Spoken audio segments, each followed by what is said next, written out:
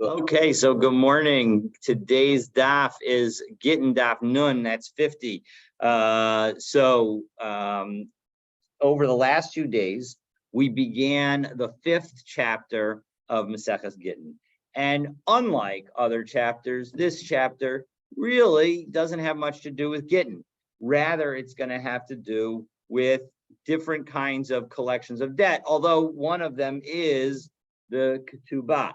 And we said that if you damage somebody and you owe them money, you have to give them your best field. If you don't have the cash, in hand to give them, you have to give them your best field. You can't say, well, we'll just take my least best field.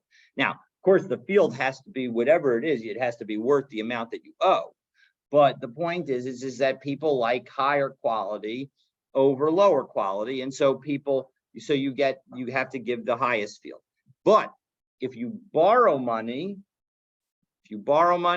then you don't have to pay the best, and you still can't pay the worst.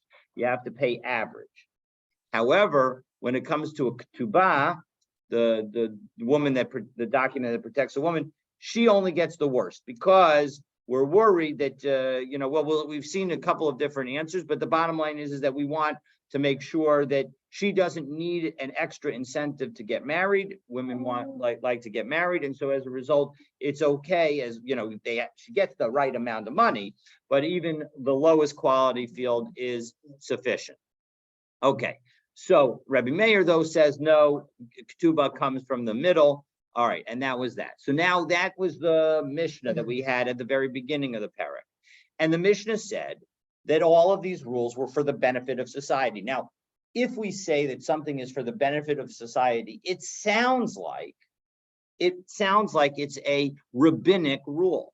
And so, but the Torah itself would say that, maybe damages are supposed to be paid from the best, but the problem is that the Torah itself says that damages are supposed to be paid from the best of the land. So how can we say that this requirement in our Mishnah is rabbinic, meaning that that we're saying that you have to do it because it's for the benefit of society, when in fact the Torah itself requires it? So we had two answers to that question. The answer number one was offered by Abaye. Abaye said, actually, our Mishnah is following Rabbi Yishmael. And although the Torah says that you need to give the best of the land, who's best? Or who do you judge the best by? And so the answer is that you judge the best, according to Rabbi Yishmael, by the victim.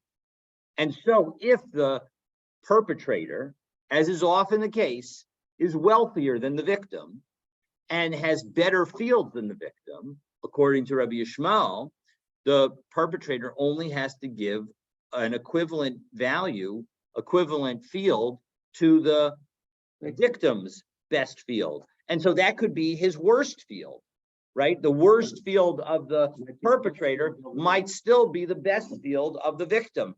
And so in that situation, Rabbi Yishmael says it's okay to give the worst field of the perpetrator, biblically.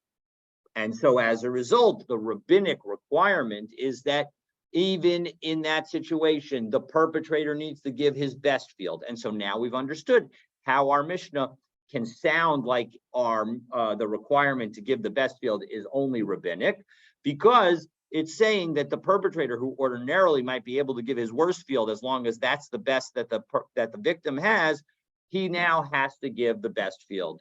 Is there ever a situation in Judaism where the rabbis could supersede a biblical? Yes, there are. There are situations. Now, in general, those situations all involve the rabbi saying don't do anything. Classic example is blowing shofar on Shabbat, on Rosh Hashanah. The Torah doesn't say anything about what happens if Rosh Hashanah falls on Shabbat. And similarly, Yom Kippur can fall on Shabbat. And so in both situations, we only blow the shofar on Yom Kippur at the very end. So it's already the after Shabbos. So that would not necessarily be a problem. But the bottom line is that we don't blow the shofar on Rosh Hashanah, even though according to the Torah, really we should. And so that is a classic situation where we say, shave the al taseh, sit and don't do anything. And that the rabbis are allowed to do. But this is a particular commentary on the Shulchan Aruch. The Taz makes, I'm pretty sure it's the Taz that makes the point that we are only allowed to do that. The rabbis are only allowed to do that if they don't uproot the entire mitzvah. So as a result, most years it's not Shabbos, so it's totally fine. So the rabbis can say on the Shabbos situation, don't blow the shofar.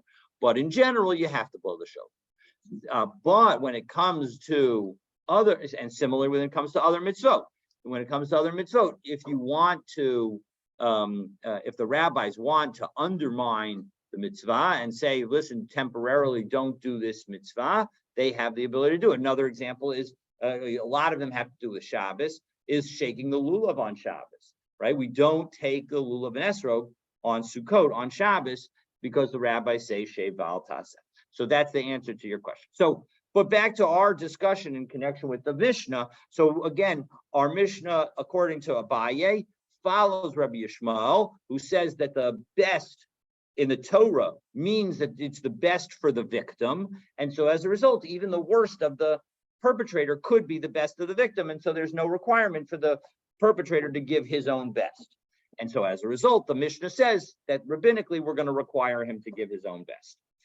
But that's not the only approach. Yesterday, we learned a second approach. Ravina taught that actually our Mishnah could even follow Rabbi Akiva. Rabbi Akiva says that when you have to give the best in the Torah, it means giving the best of the perpetrator. Well, now we have a real problem because that's exactly what our Mishnah said. So what does our Mishnah mean when it says that this is a rule for the benefit of society? So the good news is that we have the opinion of Rabbi Shimon. And Rabbi Shimon, and it's very easy for me to get confused because Rabbi Shimon sounds like Rabbi Yishmael, so I have to be very careful. Rabbi Shimon, so again, Rabbi Yishmael says that you pay based on the best of the victim. Rabbi Akiva says you pay based on the best of the perpetrator. And Rabbi Shimon has a rule that is not related to this, but is going to help us answer the question of how come our Mishnah says that this is for the benefit of society. And that is that Rabbi Shimon says that we can learn the reasoning of the Torah and apply that to our halacha. That, for example, the Torah specifically says that when it comes to a widow, that you need to give her back you need to let her hold on to her collateral. No, different issue. That if she borrows money, you have to let her keep what she has in collateral. And the reason is that we are worried that the Torah also says that anytime you lend to a poor person, you have to give that poor person back their collateral whenever it would be an appropriate time to use it. And so as a result, we're worried that if you go every day to give back the thing to a widow, well, maybe something inappropriate might happen. Okay. And so as a result, so the Torah says, you know what? And so we say in that situation, you don't have to. But what happens if the widow is wealthy? So based on these concepts, we can say that if the widow is wealthy and you wouldn't have to go back on a daily basis to give her back the collateral. So then as a result, you can hold on to the collateral. So that was the example that was given. I believe that was in Rashi that we had the other day yesterday. And the point is that we can learn from the reasonings of the Torah to apply. And so when our Mishnah says that this is the rule for the benefit of society, it is not saying that this is actually a rabbinic ordination, but rather this is really the biblical requirement. But the biblical requirement was done for the benefit of society. And so if there were ever to be an exception where it wouldn't be the benefit of society, so then Rabbi Akiva, according to Rabbi Shimon, would potentially allow a waiver in that situation. So that was the story yesterday. And we're gonna come back to it, which is why I wanted to to raise it now because we're going to reference Rabbi Akiva and Rabbi Yishmael during the course of today. So I wanted to go over that. Now, the next piece that we then did, which it will begin our day today, is we concluded yesterday by noting that Mar Zutra qualified the statement in our Mishnah about the ketubah being collected from Ziburit. Ziburit is the least valued land, it's the least quality land. And we said and Mar Zutra said that the only time that the ketubah is collected from the least quality land is if you're trying to collect from orphans. Now, the problem with that statement is that our Mishnah also said that if you ever try to collect from orphans, you only are going to get from Ziburit, from the least quality land. So the question is, those two statements now seem to be inconsistent. And we answered that actually it doesn't have to be that way. And in fact, they can be consistent. And so if in fact she were to collect the funds from her husband, so for example, after divorce, so then we would say that she collects from average land. And we attempted yesterday 3 different times to challenge Mar Zutra's opinion. And all 3 times we failed. And then the 3rd attempt, we qualified our Mishnah to say that the case was dealing with a father who became an Arev Kablan.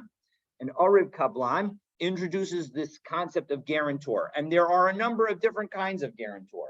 There's a regular guarantor, a guarantor, and the 2 ones that we're talking about right now are the regular guarantor and an Arev Kablan. Let's talk about very briefly the difference between the 2 of them, and then we're ready to dive into the Gemara.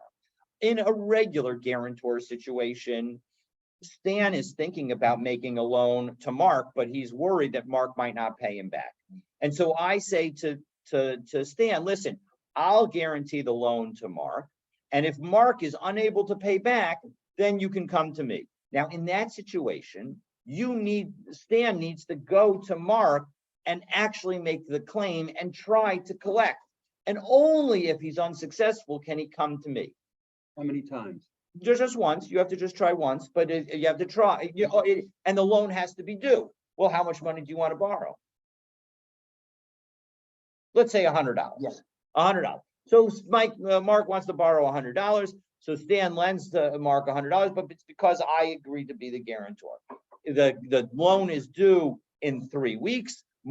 Stan goes back to Mark and says, listen, I need to collect my $100. Mark says, I'm sorry, but I don't have the money. And so as a result, he takes you to court and you say, listen, and the court investigates and sees that you don't have the money. And so as a result, Stan comes to me and says, I need to collect from you. And so I actually will end up having to pay Stan the money. Now, what's interesting about this concept of guarantor is usually in order for me to be obligated in something, sometimes there needs to be some kind of kinyan, some kind of act of ownership or something. What? What about you? What happens if you don't pay? Where I meet Stan?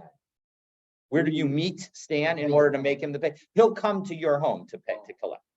So, and he'll knock on your door. So what happens is that the issue is that with the guarantor is what do I do?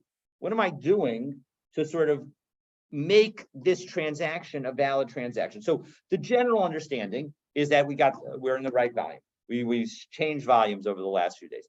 So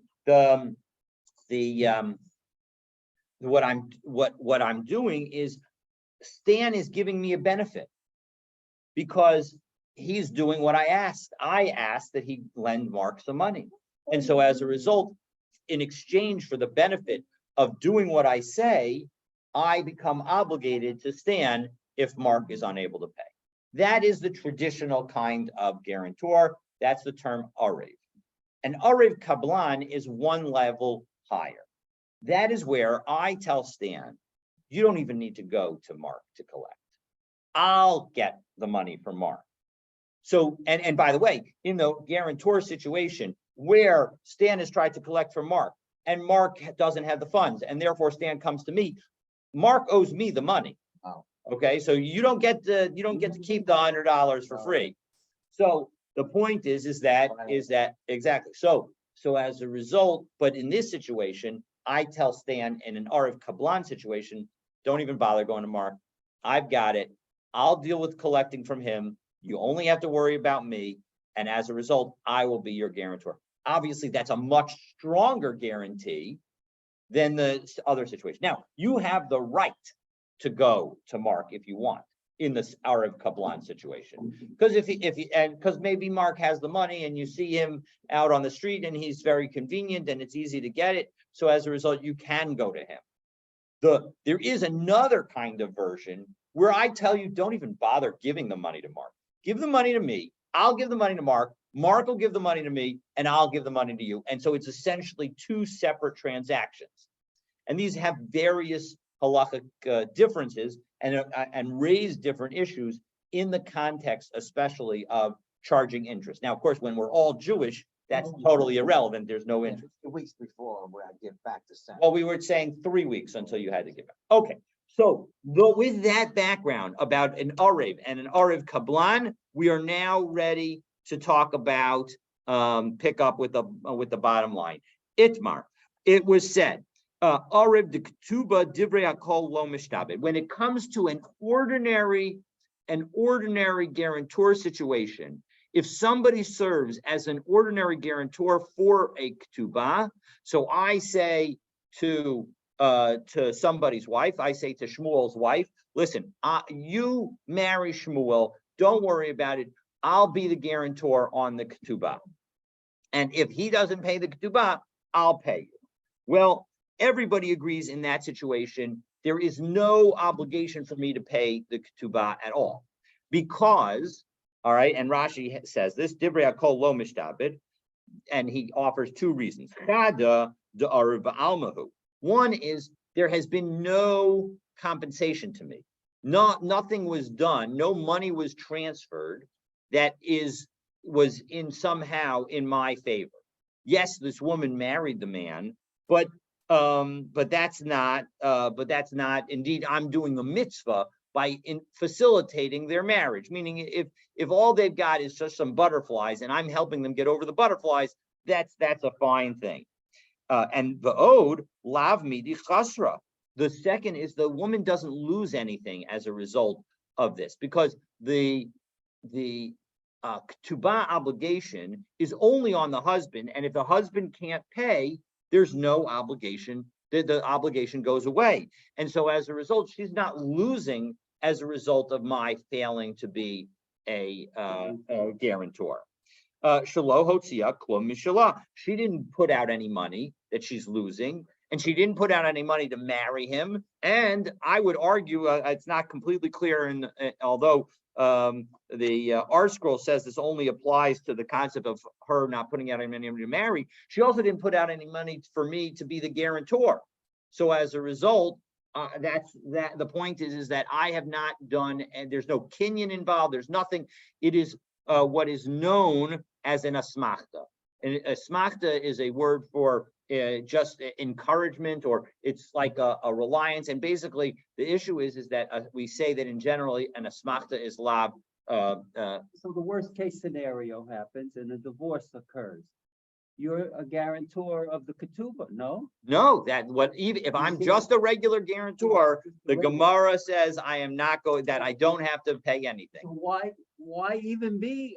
So I was only encouraging and facilitating the marriage. That's all I was doing, and telling her, don't worry, Shmuel, the husband, he'll be able to pay you back. That's all I was doing. Okay. So, however, Kablan de Balcho Divrei Hakol Mishtabed. Now, if you have a regular loan and a guarantor agrees to be a kablan, everybody agrees that in that situation there is an obligation. And because there seem to be two pieces that are focused here. And take a look at the Rashi at the top of Nun Amud Aleph, Kablan de Balchov, Tarti L'chiyuva. There are two There are two aspects that make the kablan obligated. Chada de kablanhu. The first is that he was a kablan, meaning he agreed to step into the situations as an obligated party. am the intermediary on some level between you and Mark. And so as a result, in that situation, I've agreed. And then second, the ode de chasrei mamona.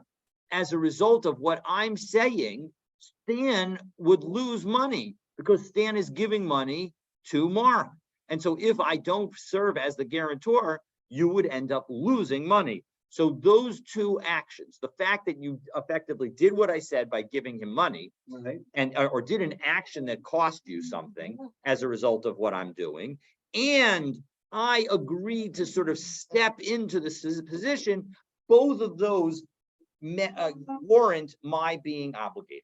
So we see that when both of those aspects are missing in this, as in the situation where the husband, where somebody serves as a guarantor for the husband in connection with the ketubah, and it's a regular guarantor, so he's not stepping into somebody's place, and he's not, and there's no one who's out of pocket in order to make this happen. So as a result, there's nothing there. On the other hand, when you have both, when you have stepping in and somebody doing it out of pocket, so then it's definitely going to work.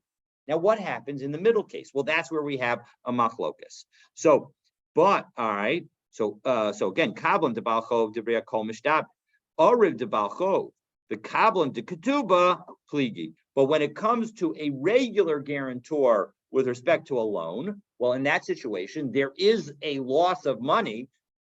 Stan is giving Mark the loan, but there is no my standing into Mark's place. And similarly, with a kablan and a ketubah, I am standing in the husband's place, but there was no loss of money to the wife. So as a result, my guarantor for her benefit isn't a full benefit.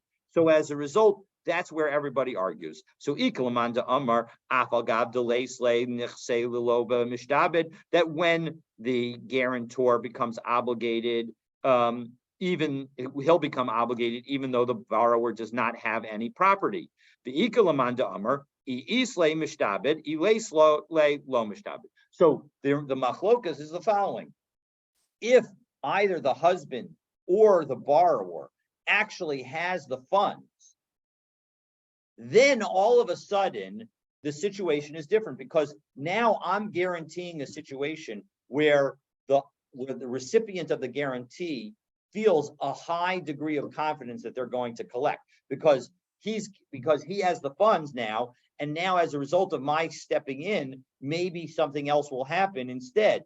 And so as a result, that's where we're going to say there's a guarantor. The hilchasa and the halacha is bekulho afagat the leisle mishtabed, that even when the person doesn't have, even when Mark doesn't have the funds, if you try to become some kind of guarantor, it does work, except bar me'arav diktuba, except for the divrei hakol situation where somebody is trying to be a guarantor for a ketubah. A regular guarantor for a ketubah will not work, but the guarantor, but the kablan does seem to work.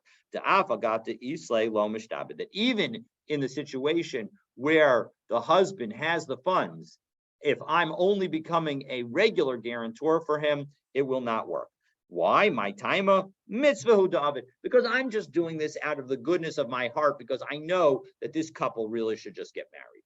That's the most appropriate thing. V'lo midi chasra. And at the end of the day, the wife doesn't lose anything. She didn't spend any of her own money. She didn't lose any money. And so as a result, she's not losing anything as a result of my guarantorship not going through. And so my guarantorship is only viewed as a sense of encouragement.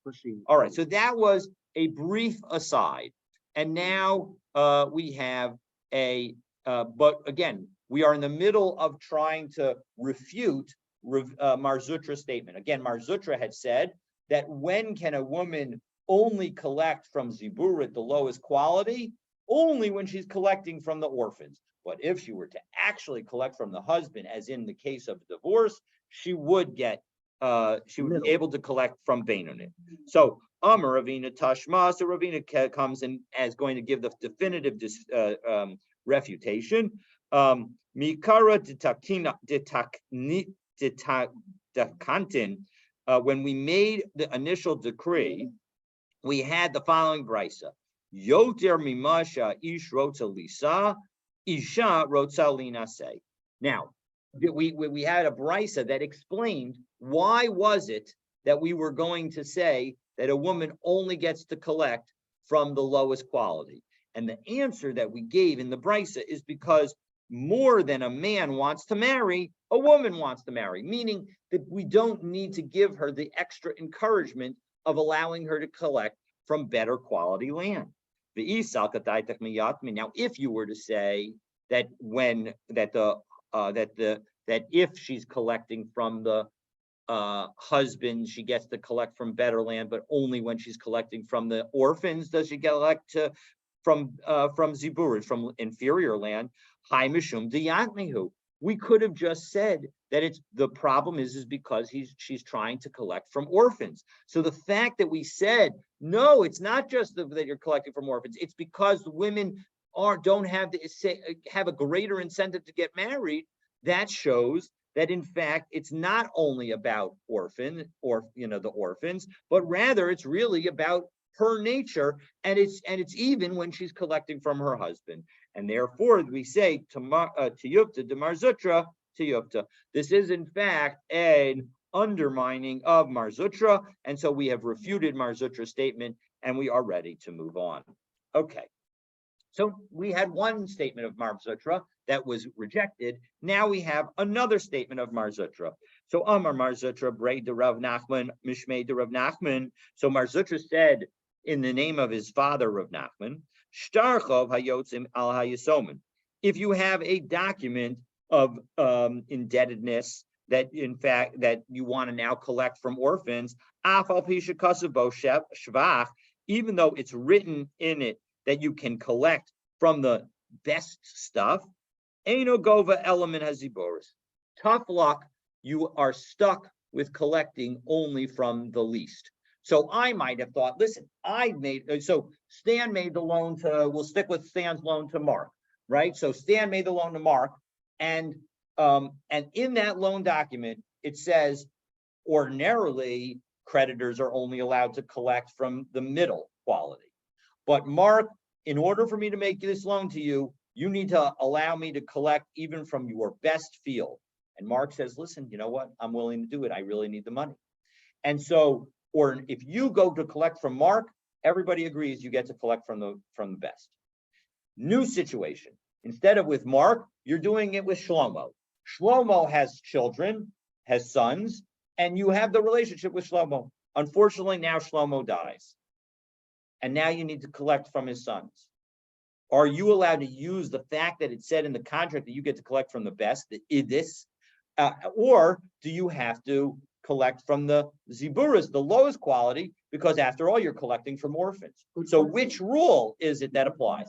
And so Marzutra says, in the name of his father of Nachman, says you get to only collect from the lowest quality. That the rule, You had a correct, even though you have a shtar, because of the rule about not collecting only from orphans, is that you only get to collect from the least. That rule is going to apply here as well. And he doesn't die.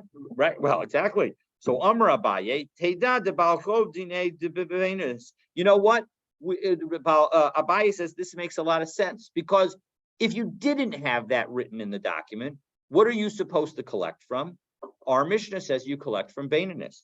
And yet, Umiyasmi Ziburis. But if in that same situation where you had an ordinary contract with Shmuel and Shmuel passes away, so then again you only get to collect from Ziburis. So who cares whether you're following your custom or you're following what it says in the document? In both situations, you don't get to collect what you thought you might otherwise if the debtor was himself alive. So Rava doesn't like that proof of Abaye, and in fact disagrees with the underlying statement. And he's going to say, no, we're going to follow the document itself. So Amrle Rava, Hachi Hashta, are these cases comparable? Not at all. According to the Torah, an ordinary borrower is supposed to only be paying back with the lowest quality field. Keda'ula, as Ula says, and now we're going to have Ula's statement. Da'amar Ula dvar Torah balcho beziboros. The really Ula says that Torah, and according to the Torah law, a debtor is only supposed to get a creditor is only supposed to get the lowest quality field. How do I know? Shnei bachutz tamod va'aish. When it comes to collecting collateral, this Torah tells us that the person doing the collection of the collateral is not allowed to go into the house of the poor person who he's lending to. The poor person goes into his own house and brings out something. Collateral. So Uma Darko shall ish lahotzi pachot shebekalim. What's the custom that people would do? Meaning, if I'm asked to go in and bring out some piece of collateral to you, Stan, as my lender, I'm not going to bring out my nicest china. I'm going to bring out something that's worth the amount, but is lesser quality, because I don't want to lose the higher quality item. So therefore, it's clear that the Torah is basically saying that it's sufficient if I give you lower quality stuff. Umatam amru balchov bebenus. And what's the reason that we generally apply the rule that the creditor is allowed to collect from the average land? Because we want to encourage loans, and we're worried that if we force lenders to only collect from the lowest quality field, so then they might not lend they might not be as likely to lend. So that's the story. So as a result, what's going on? The Gabiyatme Okme Rabbanan Adoraisa. So when we go back to the orphans, what we're really doing is we're not uprooting a biblical rule, we're imposing a biblical rule. The rabbinic rule is to say that you're supposed to get Baininus. And so the biblical rule is only that you're supposed to get the Ziburis, the lowest quality field. And so since you're only supposed to get Ziburis from the Torah, so when we're in an orphan situation, so we're going to say, okay, so you only get the lowest quality field in the orphan situation. Okay, so therefore, okay,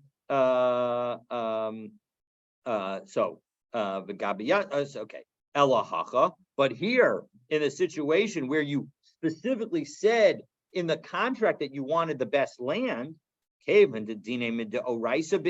well, now, if Mark agrees to give you his best land, that's a biblical requirement. Or if Shmuel agrees to give you his best land, now it's a biblical requirement that you have a biblical claim on Shmuel's best land. So as a result, maybe afilu miyat minami bidis. So now when Shmuel dies and he leaves over his orphans, since you have a contract that says you're supposed to get the best land, you should be able to get the best land from the orphans. So that is Rava's position. Now, we're going to ask a question on Rava. So again, we have these two different positions. Rava says we follow the contract. Abaye and Marzutra say, no, you don't follow a contract. Whenever you collect from Yitomim, the orphans, you get the worst. Okay. Ula Rava, Vahatani Avram Chozah. 1 second. Avram Chozah teaches the following. You only collect from the orphans the least quality. Even when the debt is related to damages. Well, 1 second. When the debt is related to damages, we said in our Mishnah, you're supposed to get the best quality. And we said that the best quality is actually a biblical requirement. So Vahanizakin didn't midoraisa bidis. Getting the best quality when it comes to damages is doraisa. So Hakabamayaskin. So no, Rava can deal with that. Because Kagon Shahaisa Idis Deniza Kaziboris Demazik Rabbi Yishmael he could say that our Mishnah is again according to Rabbi Yishmael. And Rabbi Yishmael says that when the best of the damager, when the worst of the damager is still like the best of the damaged, so you only have to give the worst. And so really, biblically, that worst is sufficient. So to Amr Midoraisa Bidanizik Shaiminan, that we determine the best when it comes to the damage. And it's only because of the benefit of society that we say that the damager has to pay the highest quality. And so as a result, the Gabiyatme Ukma Akmua Rabbanan Adoraisa. And so as a result, when we deal with orphans, we can now revert back to what the Torah really requires. And the Torah really requires the damager to only give the lowest quality field, because that lowest quality field is better than is as good as the highest quality field of the damage. So Aini, is that really true? That again, again, we're challenging Rava, that a creditor's if he has a contract that says he gets the best land, he's going to able to collect that land even from orphans. Vahatani Rabbi Eliezer Nivta taught the following brisa. Again, we have another statement that says you only get to collect from orphans from the inferior land. And even if there are superior lands, even if there's better lands. Well, what does that mean? What does that mean? Lav aval gav dechsiv idis bishtara. Isn't it supposed to tell us that even if there was a contract that said that there was superior land in it? No. So as a result, this is a good question on Rava, because again, it seems like we have another statement that says now, even when you have a contract, you only get the ziburis, you only get the inferior land. So low. The Gemara says, no, it does not have to be that way. My idis, shafai idis. Now we're going to introduce a new kind of great land. This is a great land that has effectively disappeared. Shafai means to jump, and so it is essentially jumped away. We no longer have it, and so that's what we're talking about. And so Rashi helps us out here with my idis.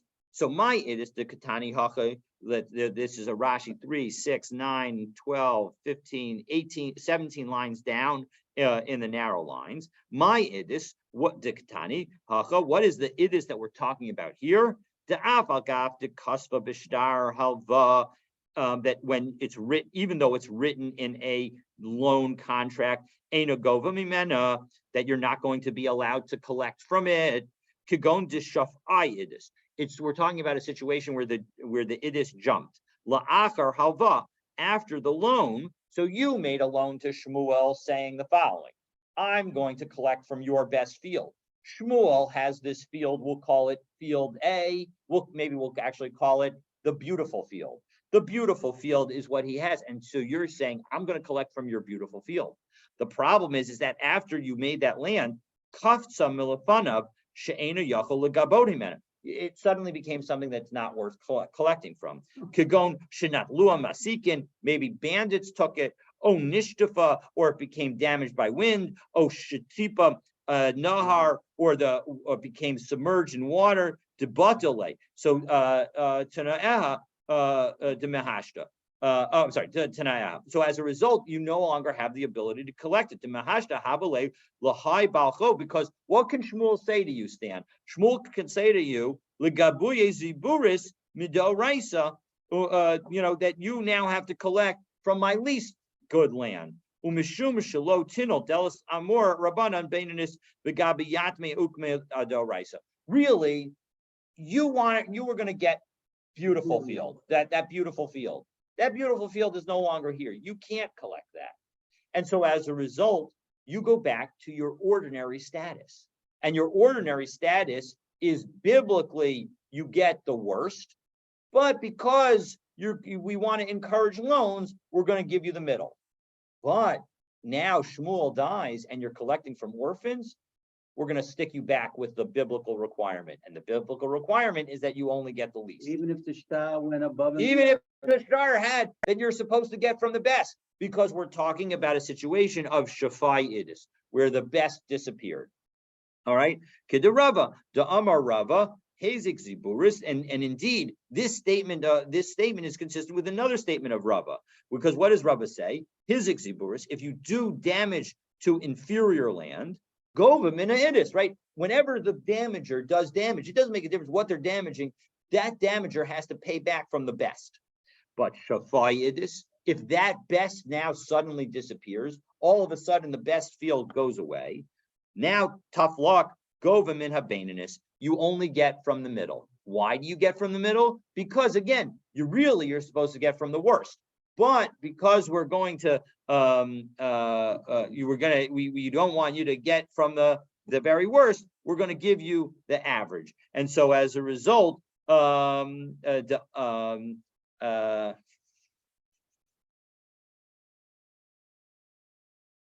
again, the reason that we're going to give you the average is because of tikkun olam, is for the betterment of society, because we don't want to anyway encourage damaging of other people's things. But again, when it comes to orphans, we can keep the rule like the Torah rule, which is that you only get to collect from inferior land. So bottom line is, we have now created these two opinions. We tried to challenge Rava, we weren't successful, but we have these two different opinions. We have Mar Zutra with Abaye, and we have Rava. Interestingly, in this situation, we actually seem to follow Mar Zutra, and we say that it doesn't make a difference how you get to the orphans, even if you had in your contract that you're supposed to get from the best. When it comes to orphans, you are stuck with the worst. Okay. So now let's talk about that rule explicitly from our Mishnah. You only get to collect from inferior land when you collect from orphans. When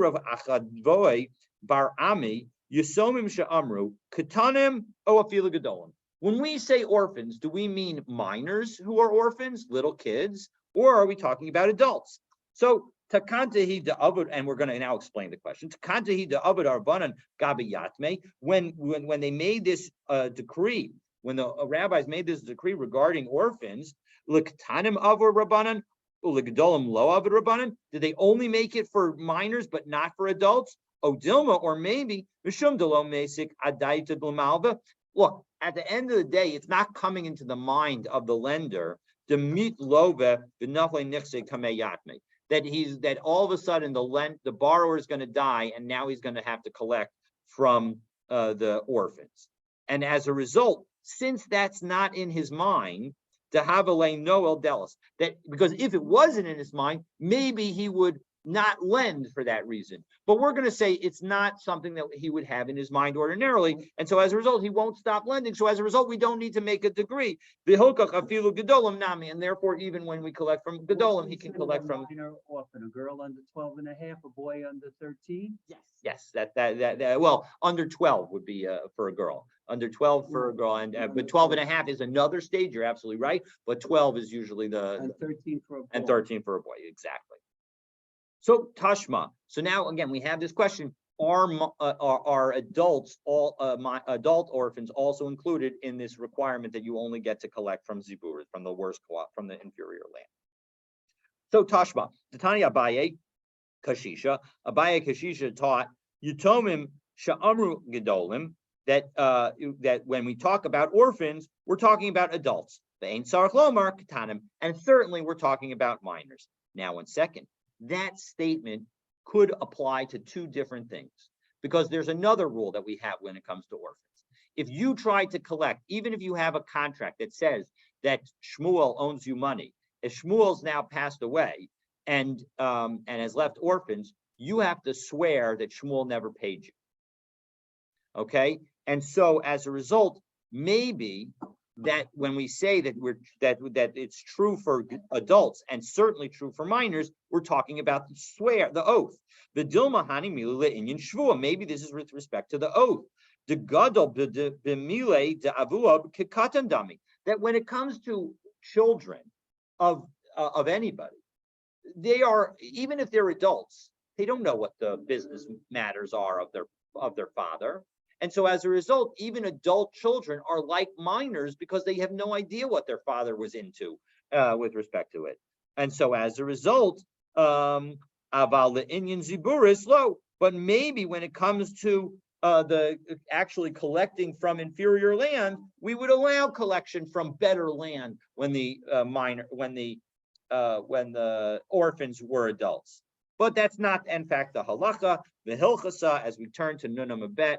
Yisoin she'amrim gedolim ve'en otzarach lomar ketanim. that it applies to both adults and children and minors. Bein l'shvua, bein l'ziburis, all situations, they are going to get to collect from the lease. You only get to collect from the lease. Okay.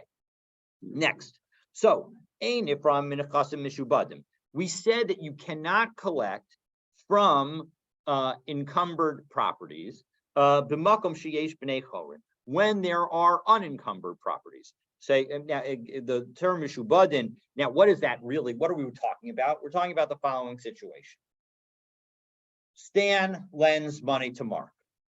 Mark has 3 fields. All right. Before Mark borrows the money from you, he sells field number A. You have no claim against field number A. You lend. It's not encumbered because it's not encumbered by your loan because he already sold it. So you're not even going to be able to collect from. Then he sells, after he borrows the $300 from you, he sells field number 2, field B, and then he holds on to field C. Okay. Now it turns out field C is the lowest quality field, and field B that he sold after he made the loan to you is a medium quality field. All right. So do we say, and so what we said is, it seems tough luck for you, since he has a field that is free from any encumbrances. He did not actually sell it yet. You have to collect from field C, and you can't collect from field B. Okay, because he sold field B to somebody. That was what our Mishnah taught, and our Mishnah is basically telling us that, is trying to prevent the undoing of as many transactions as possible.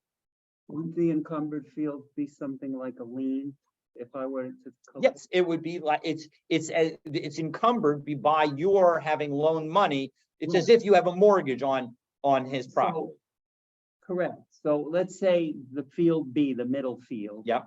It's already encumbered. And he sold it. Yep.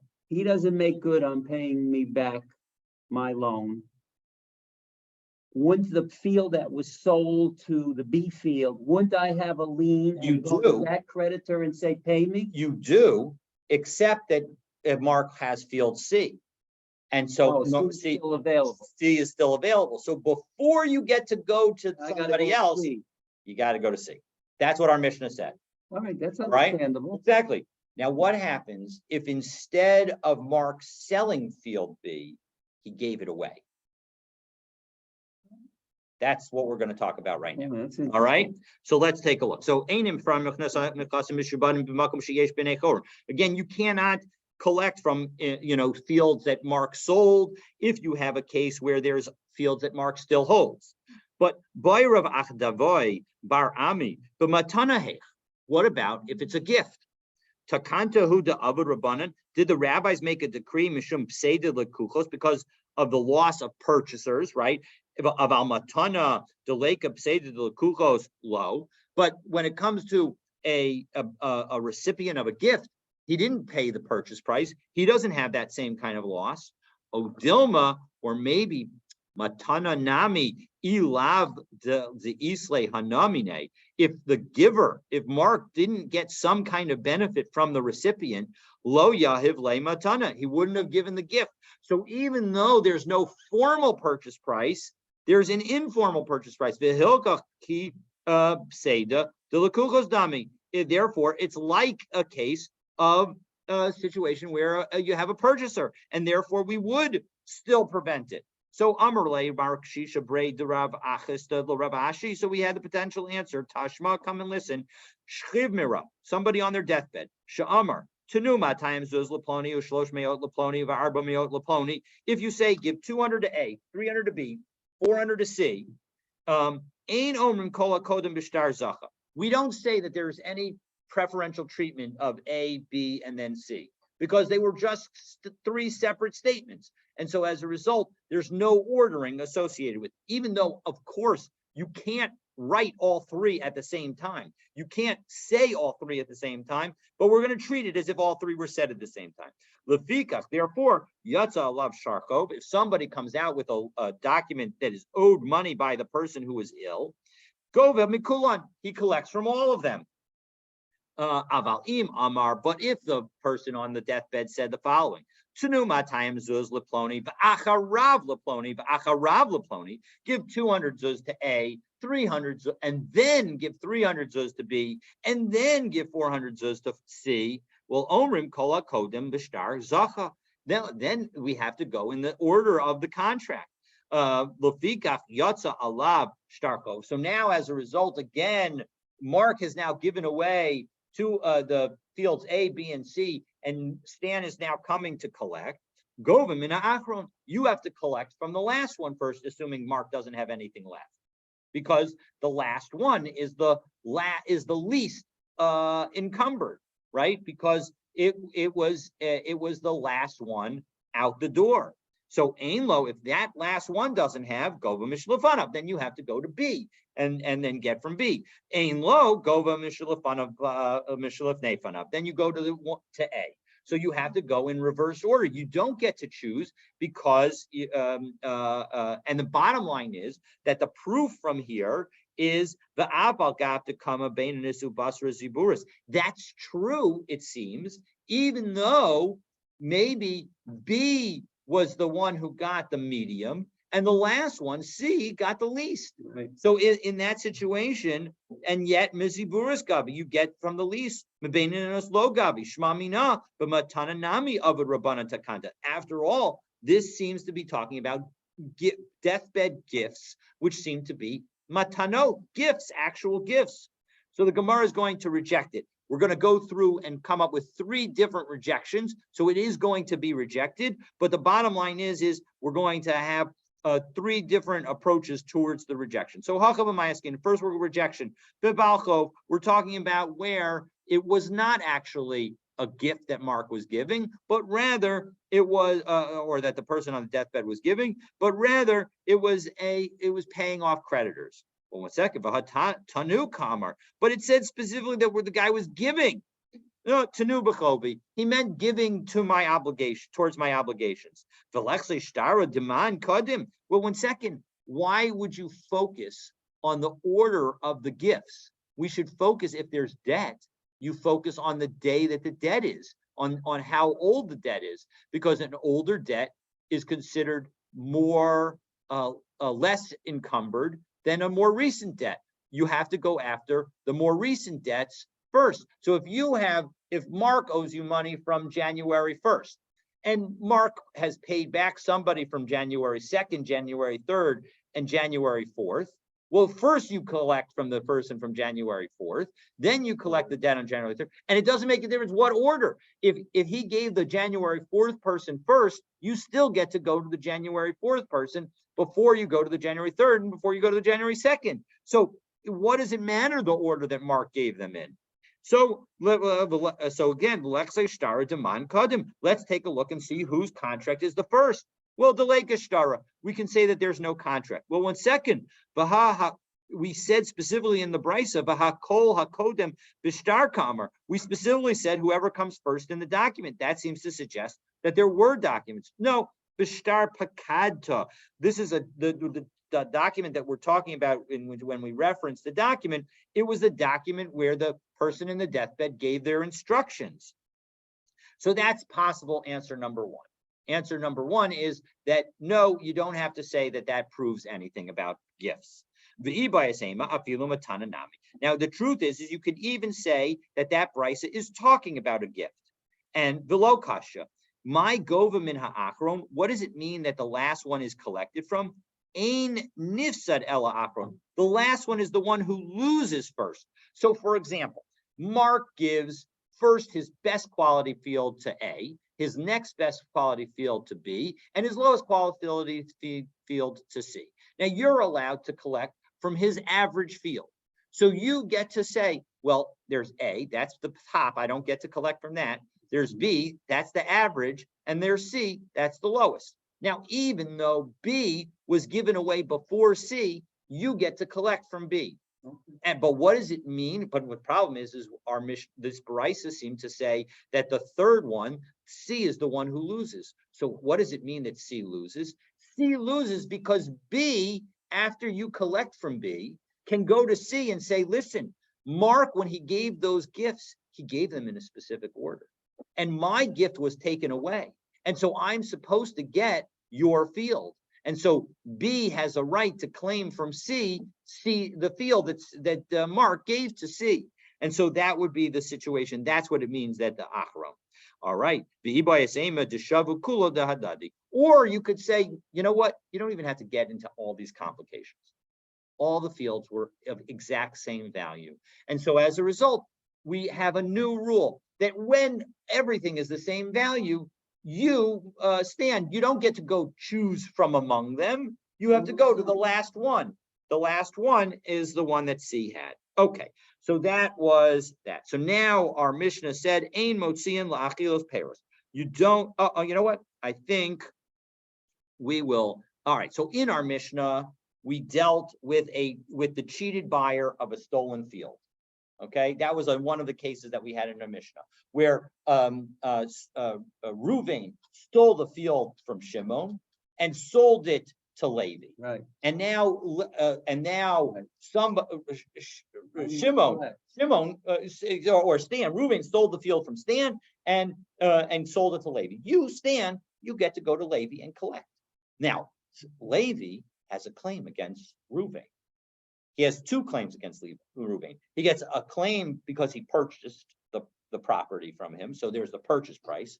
But then there's all of the investment and the benefit that he was about to get from the field. Because when you took the field, there was time between when it was sold to Levi and when you took it from him.